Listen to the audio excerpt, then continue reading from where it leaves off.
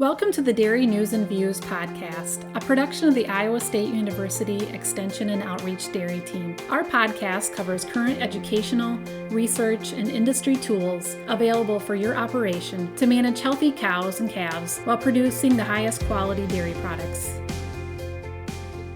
Hello, everyone, and welcome. Hola y bienvenidos to this episode of Spanish Fridays. This is a special podcast series of the Dairy News and Views podcast from the IXU Extension Dairy Team. I'm your host for this series, Gail Carpenter. I'm the state dairy specialist with Iowa State University, and I'm being joined by my friend and colleague, Miguel Rangel. He is the owner of Optimum Dairy Consulting and does a lot of work with bilingual audiences and on-farm employee training. I've had the pleasure of working Miguel, with collaborating with Miguel, with being friends with Miguel. And so we are having I hope you guys are having as much fun as we are with these episodes. In these Spanish Friday episodes, we talk about all things dairy, and I'm trying to get a little bit of Spanish practice in, and Miguel is working on his non-judgmental face. So Working I hard think, every day. yes. I am your borderline Spanish speaker. I know just enough Spanish to be able to say, technically, I speak a little bit of Spanish. But I am learning a lot of new words. It's a slow process, but we kicked off this series talking about that, sometimes to learn, you have to be bad at something. And certainly I'm very good at being bad at Spanish. So, But, I give you credit because that's the first barrier. We don't want to fail, but we need to put ourselves out there, right? That's right. Yes. Yes. So we've been talking for the past couple of episodes about milking and parlor maintenance and a little bit about mastitis, a little bit about milk quality. And today we're going to talk about that a little bit more, but maybe starting with a little bit of review about some basic vocabulary that we've talked about. So ordeño is milking. And so we've talked on this podcast a couple times about how English, we tend to like to just smush words together to make new words. And Spanish is a very beautiful language that loves to add words on, right? And so ordeño being milking. And then if I want to talk about the milking routine, I'll talk about la rutina de ordeño. If I want to talk about the Yes. milking parlor, I'll say la sala de ordeño. If I want to talk about the milking machine, it's Yes. máquina de ordeño, right? Yes. Máquina de ordeño. Yep. So yes, de ordeño. When we're talking about milking. The verb to milk is ordeñar. Yes. So you'll hear us talking a little bit about ordeño. Today, we're specifically talking about la sala de ordeño, and going to focus a little bit on the milking parlor. We're going to be talking through an article that was published by our colleagues over at UW-Madison. Carolina Pizon Sanchez is a bilingual educator over at UW-Madison. We are fans of some people out in the industry. We've mentioned a couple of them, and we will put Carolina on the list of people that we are big Yes. fans of. Definitely.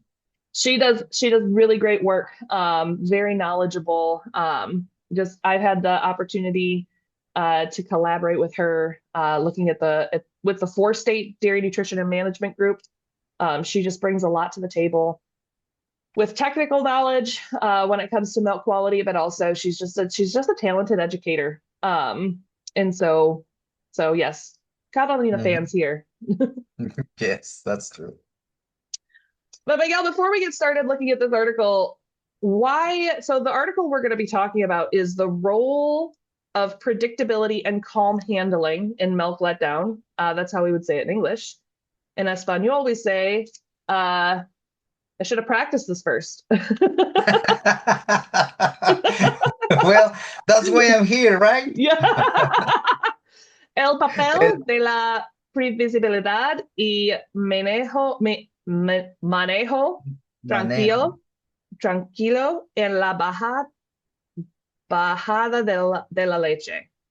Yes, what she meant is el papel de la previsibilidad y el Yeah, manejo tranquilo en la bajada de la leche. Very that well, is what I but meant. you Yes. know. So no, that's yes, pretty much, this article talks about how important it is for the cows to be calm when they get into that parlor. And I guess we all in this industry, we know that cows that are uneasy or nervous, excited, they are not going to let that milk let down happen. So this is why it is important for everybody to understand that, but especially the milkers that are the ones that are right there with the cows. It is very common to hear employees being loud, Mhm. yelling, the cows are extremely nervous, and you can tell because the cows are defecating a lot in that parlor. So when you see that, that's not normal, Yeah. but they interpret that as normal, and definitely that's Yes. not what you. One of the easiest things you can do. So, you let the cows out, you hose down the units and the flooring and everything, right? You kind of clean, you want to keep the parlor clean. That's where we're making a food product.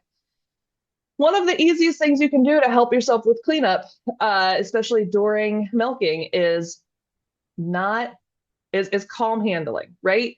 Cows are just gonna crap when they're nervous, right? I mean, some humans do that too. I'm not pointing Some any humans. fingers, but uh, but yeah, when they're nervous, they're gonna like you said, they're gonna crap everywhere. You said it more nicely than that, but um, and so yeah, and I think people. I also get very frustrated. One of my biggest pet peeves is when I hear yelling in a parlor. It makes me want to like immediately go correct people. And when I was out at the Iowa State Dairy doing some managing out there, I could go correct them, but it's not my place to really do that in a lot of farms anymore. Um, but yes, I immediately that's a big pet peeve of mine, right? Is loud yelling in the parlor, loud handling. Um, I can't say that I've never been so frustrated I haven't yelled at an animal, right? Um, but yeah, it does more harm than good. Mhm. Um, it Yes. it inhibits milk letdown, right? When cows are stressed, they won't let down their milk as well. Um, it makes it harder to move them. Mhm. They don't respond to yelling as well. If you can get them in the habit of like, Mhm. it might take a little bit more work at the front to kind of get them Mhm. used to some of those animal handling things, right? But standing behind a cow yelling and pushing on her is actually not helping her move faster. Um, and we could spend probably a whole other episode, maybe we will, talking about cow handling and some of the, techniques of animal handling and how we can do that in a more calm and quiet way. But I think that using the crowd gate in again, crowd gate is not. It's maybe a misnomer. It's not supposed to push. It's not or a push Push. gate. We might people Mhm. heard it called. It is not supposed to be literally pushing cows up. Um, it makes the holding pen smaller, Smaller. right? It's Yeah. not supposed to. It's not supposed to be physically pushing cows in. Mhm. So we talked about it makes a mess. We talked about it. It's gonna make milk letdown harder. They won't release oxytocin, or it's gonna inhibit the impact of oxytocin. And it's gonna make cows move slower, I think, in the long run, in a lot of circumstances, right? And again, I Yes. know there's gonna be some people listening to this who have maybe worked with me in the parlor before who are gonna be like, I've heard you yell in the parlor, and nobody's perfect. But I try Nobody's not perfect. to. I don't make it a habit. It is going to be when I'm like truly frustrated with something that's going on, right? And sometimes that human tendency comes out of me. I'll admit it. But it should not be our routine way that we're moving cows. Would you agree with that? Yes. No, I would say you're right. And one of the main things that we need to understand is, for example, as an owner, right? You need to have an idea of the number of animals that you have and how many animals you are milking, right? The number of units you have, which is going to impact how fast also those milkers need to work, because sometimes they are just, rushing to get the shift. And even though they are willing, they have good intentions, right? It's not like they are trying to rush it just because, but because they know they are going to get behind. And that's when they start rushing so much that they are not paying attention. And like you said, they go behind, they start yelling at those cows so they move faster. It is a vicious cycle, right? But yes, it's counterintuitive. If those cows actually want to go to the parlor, it is just that if it is not a calm place where if it's actually there is a lot of noise, people yelling, yeah, the cows are not going to want to go there. So Yeah. it is training the employee so he knows how to do his job, and obviously calculating the number of animals and how long the shift is gonna take. Mm-hmm. Mm-hmm. What's your Mhm. opinion about music in the parlor? I have I my think opinion. I'm curious what yours is. I think it depends on the music. It depends on the vibration level. If Mm-hmm. you have music that is extremely loud, well, cows, especially a lot of booms, cows are not going to find that pleasing. But if you have music that is actually soft, or employees are listening to music at lower levels, I think that could be even, they call it enrichment, right? Yeah. So, Yeah. but it needs to be in a way that is actually calming music, kind of like when you are, well, music at the airports is that kind of music because it eases you, because you're already excited or stressed about missing a flight, but that music helps you feel or be at a better state of mind. So it's the same in the parlor. If you can actually listen to music that is good for the cows to relax and employees, helps, because you Yeah. don't realize, but employees, when they realize about it, they are already yelling and running, and that has happened to me. I'm already running. I'm Yeah. like, need to calm down. Yeah. I'm a little bit more forgiving, I think. So I've heard a lot of different people's opinions about this. I think I'm a little bit more forgiving about louder, upbeat music than it sounds like maybe you are. I feel like Yes. if it makes the people that are doing the work happy, I'm a little bit more willing to be like, okay, that's fine. Hmm. I think if you have one shift that listens to a completely different, like they're listening to like loud music with, like you said, a lot of banging or whatever genre they're listening to, and but it's not a consistent thing, I think that can throw cows off. But if it's something that's like, okay, we have some consistency, I think cows kind of can acclimate to some of that, right? And again, I'm not saying that you need to be listening to like you need Heavy there's a metal. safety issue sometimes too, right? If you can't hear, Yes. then that's probably then it becomes a safety issue. Um, but I'm kind of at the like to me, I'm willing to sacrifice a little bit, or like I don't necessarily want people to be listening to classical music in the parlor if it bums them out, No. right? Or if it's something that makes the employees happy, I'm a little bit more willing to be like, okay, maybe it can be a little bit louder, but Yes. within reason, right? I don't want to go to It's an a balance. extreme, but It's yeah. a parlor is noisy enough that if employees can listen to the music, most likely the music is not going to overpower the noisy parlor, because you have the pumps, right? You have the vacuum pumps, you have all the crowd gate. So Hmm. yeah, they can listen to the music. And like you said, who's gonna listen to classical Right, music? right. No, if they can listen at a decent volume, that's fine. Yeah, yeah.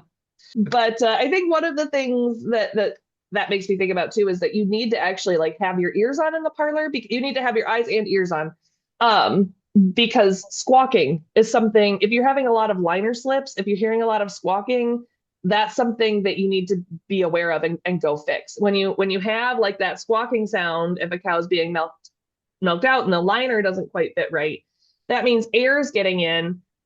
When the air is getting in, it's basically able to shoot bacteria up that teat, right? And so those, first of all, we need to be, if we have too many liner squawks, we probably need to do some parlor maintenance. But some cows are going to be more likely to squawk, right? And so being able to go adjust that unit or fix that, um, is going to help prevent some of potential mastitis issues too. So yeah, I think that yes, I think music is a good thing for the people that are there, to kind of keep them entertained, right? And make sure that they're having a good, because the milking shift gets long. And if you can keep something that's Yes. keeping your little pep in your step, I think that's a good thing. But you need to also be able to pay attention to your surroundings too. So, Yes, and this goes without saying, right? But the milkers need to remember music, it's background music. They need to pay attention, like you said, to what's going on. And not only that, pay attention to those cows that may have mastitis, but they need to make sure they detect those cows. Make sure they are removing food wraps when there are food wraps. Make sure that they are paying attention on which cow is a three-quarter cows, just because of that aspect. Like you will attach the unit, mhm. and that cow is a three-quarter cow, Yeah, right? So yes, it's good to have music as background, but employees really need to pay attention to what they are doing. yeah, yeah, absolutely. So let's move in and start talking about this article a little bit more. So I will go ahead and pull it up on the screen. Hmm. If you are listening on your Spotify or Apple Podcasts, you obviously will not see this, but I'm going to go ahead and share my screen. And so you can see here this article has a nice little checklist right here, talking about hacer esto and no hacer esto. What does that mean? To do the what, or to do and not to do. Yes. All right. So we have a green Oh, check mark, things to do, hacer mhm. esto, and then yellow, or sorry, a red cross, no hacer esto, and yellow. I don't even know my colors today. Apparently, a red X. We were talking a little bit before we started recording about our common opinion about checklists and why we think they're good. And checklists, I think, have a lot of use on farms when you're working with employees too. Um, do you see checklists working well when it comes to employee management? And what are some things that you say would make a good checklist? So one of the things that I like about a checklist is that you cannot forget a step because you have it on your checklist. Or you cannot forget about doing something because you have it on your checklist. That's why I really like them.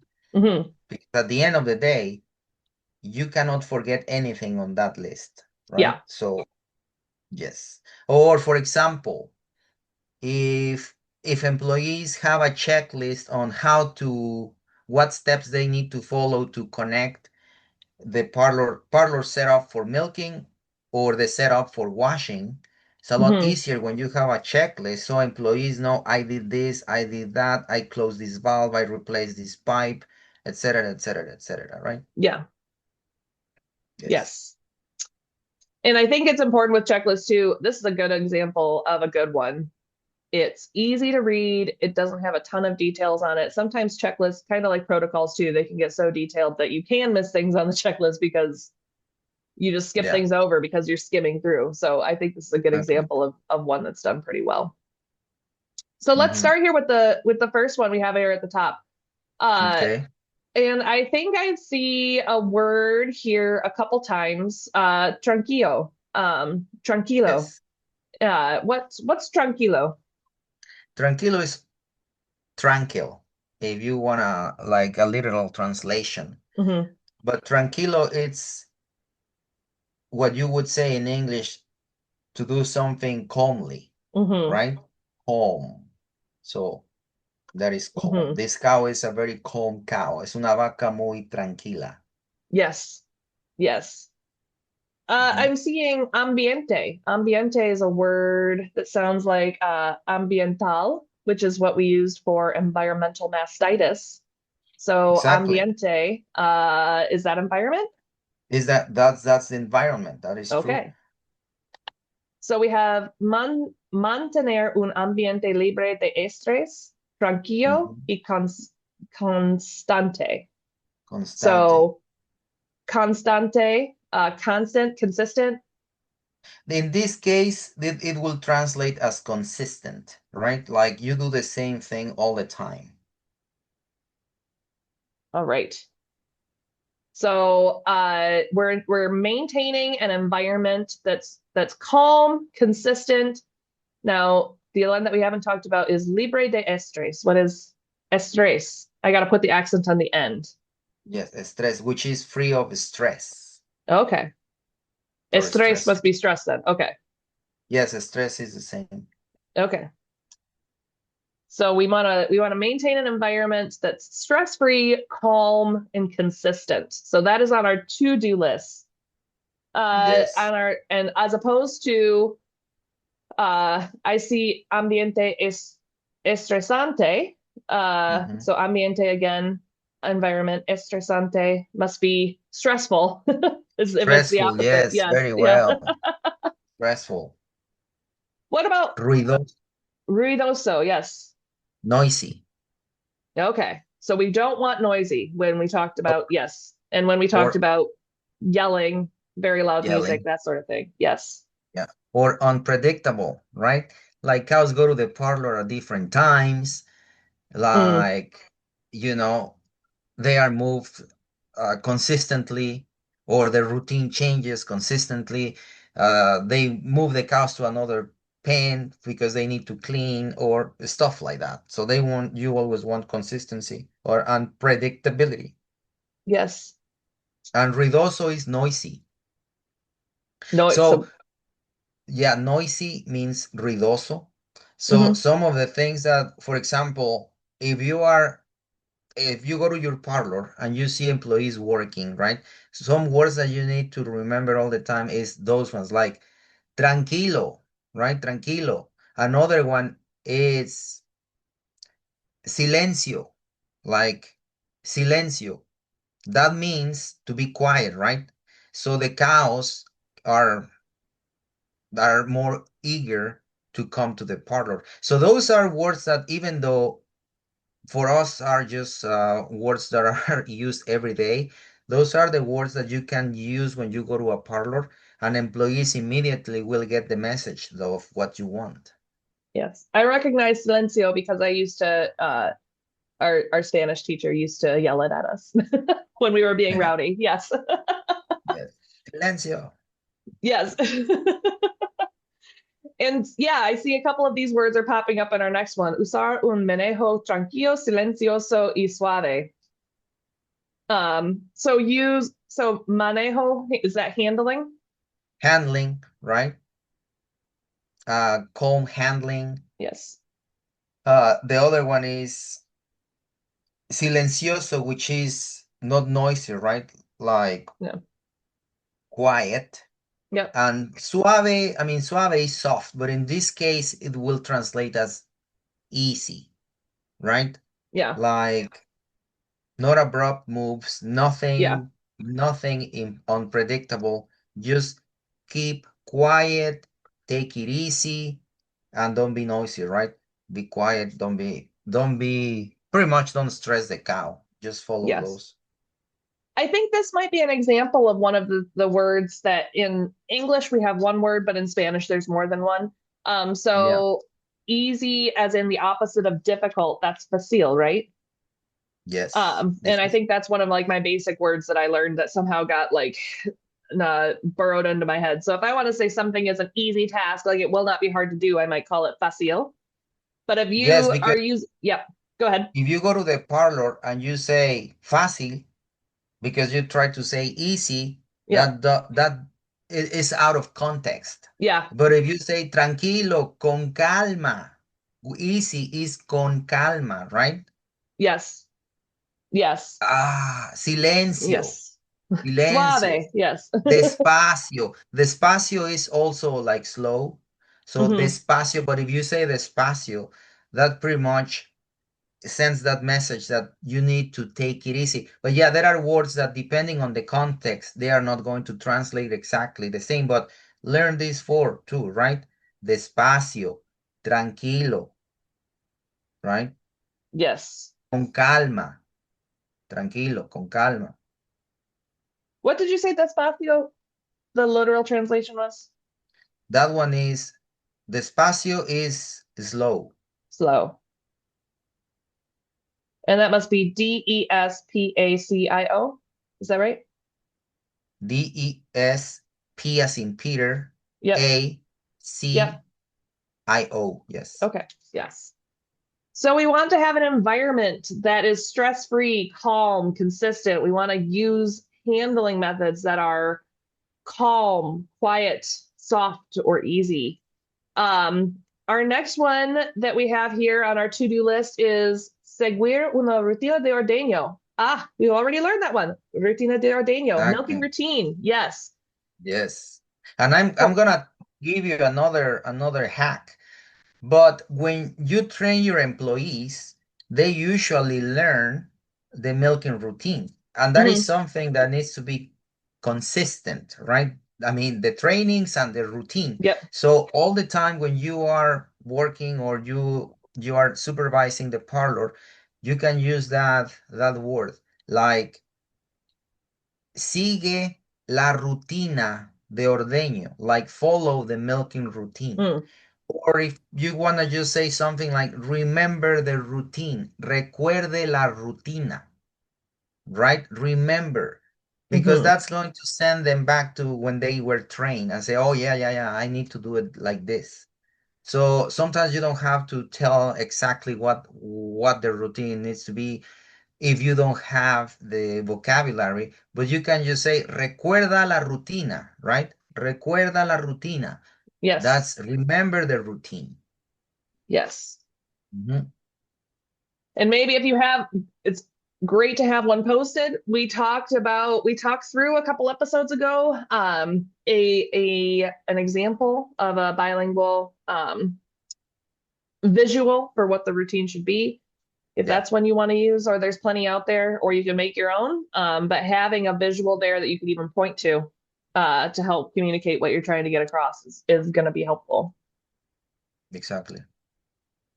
So we want to follow a routine that's consistent and predictable. It's for the cows and for the people too, and for parlor efficiency. I think Exactly. sometimes people think they're cutting corners when actually they're just making the routine take like you're getting less turnovers, right? Like people jumping in when they're not supposed to be, people jumping in to help out instead of focusing on their zone or however you have it set up. You might think you're helping, but it might actually slow down the process of getting your turns per hour. Exactly. Mhm. Uh, so this next one, I don't know any of these words. I don't think any of these words are one that we've. Oh, pezones, I recognize. Teats. The nipple. Yep. Yep. Like I said, the Tetas correct is name another is word that we nipple. talked about for teats, right? Nipple. Teta. But Yeah. a lot of people call them teats, but it's the Yep. nipple itself. Yep. Yep. So pezones is teats. Another word you might hear is tetas. Or sorry, pezones is nipple. Tetas is a word you might hear for teats. Um, I I think see. that's a good point that we can clarify. So theta could be the whole udder, Oh, okay. right? Now, could be the correct name of the udder is ubre in Spanish, right? Ubre.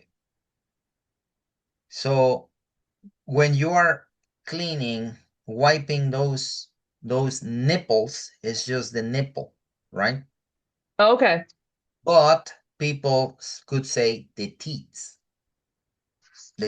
So pretty much, but it's nipple. But if people say teeth, you know what they mean. They mean the nipple.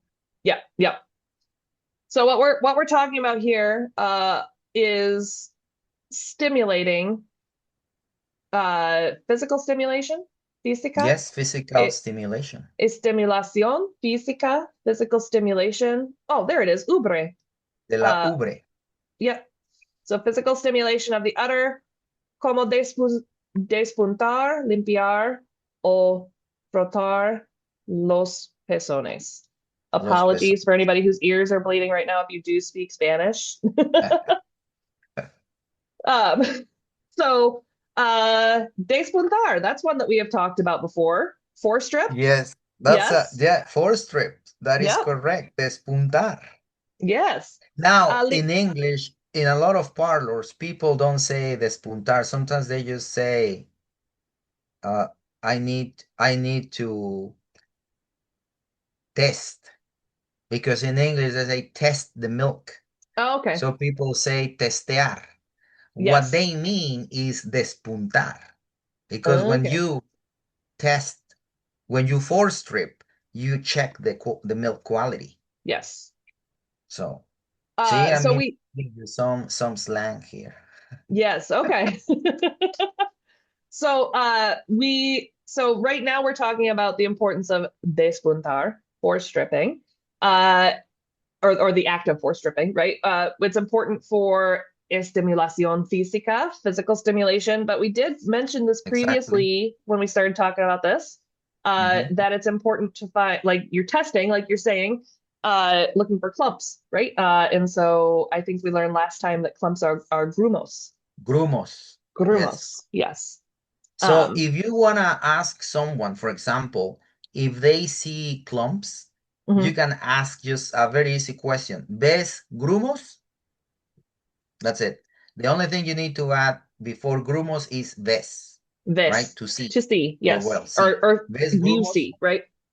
Yes. Do you see grumos? And I would say, if you wanna ask the question, do you see grumos, or in this case, clumps? Yeah, ¿Ves grumos? That's an easy way. You don't have to use, complicate yourself with a lot of grammar. Just ves grumos, and that's yep. perfectly fine. All right. Limpiar, that's one that I've learned before, and we learned limpieza is cleanliness. So limpiar is I believe to clean, right? Clean, yes. Yep. Clean. What are we talking about frotar here? Frotar los pezones. What is that? Well, frotar in this case is to wipe off the the nipple Okay, with a clean towel. perfect. Yes.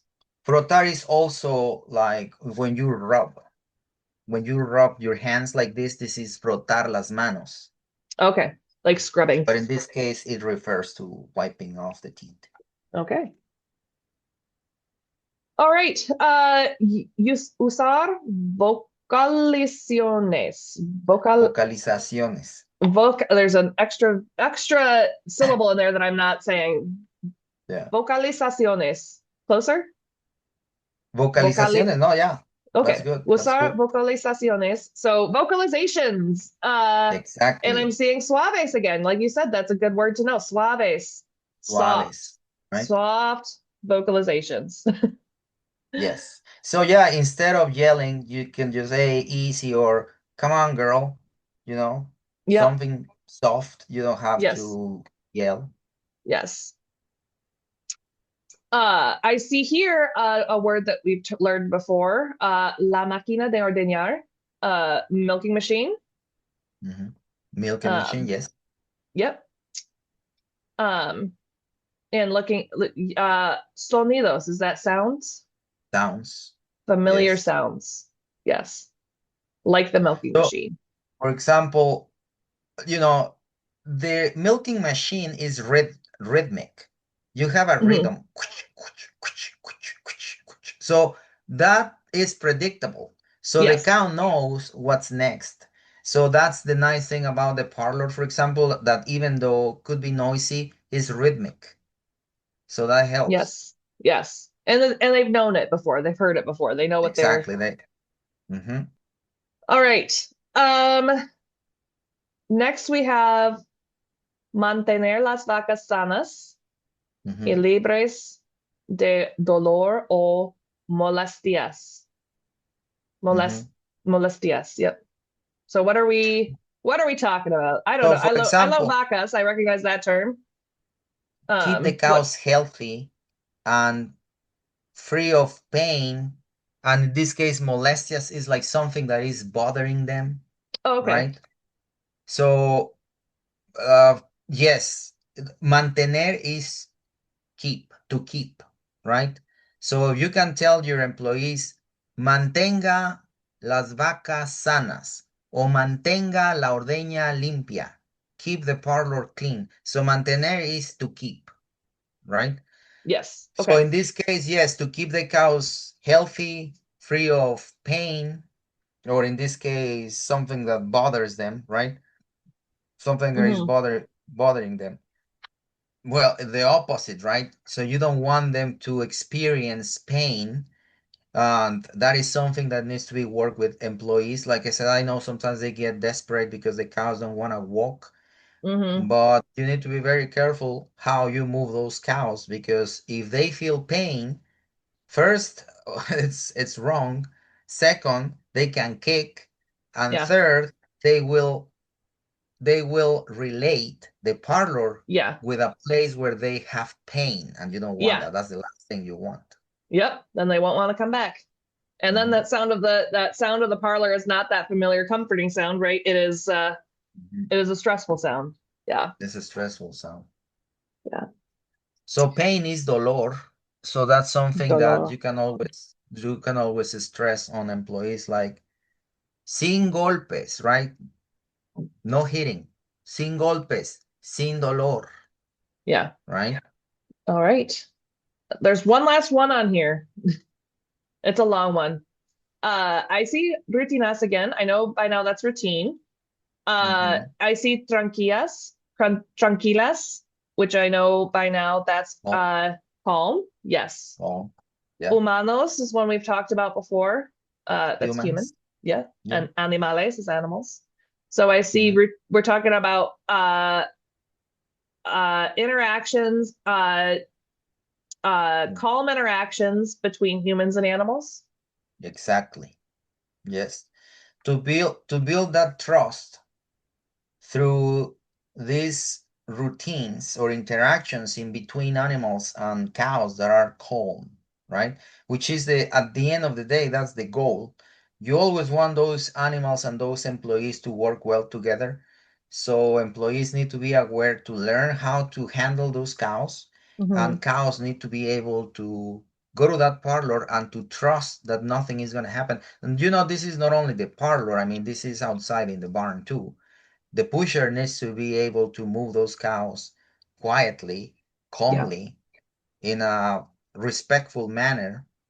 And the cow is going to get up, she's going to go to the parlor. The cows, they don't need to be rushed to the parlor. A lot of times they want to go to the parlor. So, Yes. and if a cow is not walking fast enough, we need to know why and Mm-hmm. do something. Like maybe the cow is lame, or maybe it's just an old cow, or it's a sick cow. So those are the cows that whoever is pushing needs to tell someone, hey, the last Yes. cow doesn't look good, or the last cow is Yes. really slow because he's lame, something Yes. like that. Koha, right? Coja, very There's well. a Gracias. throwback. Yes, we started talking about some lameness a few episodes ago.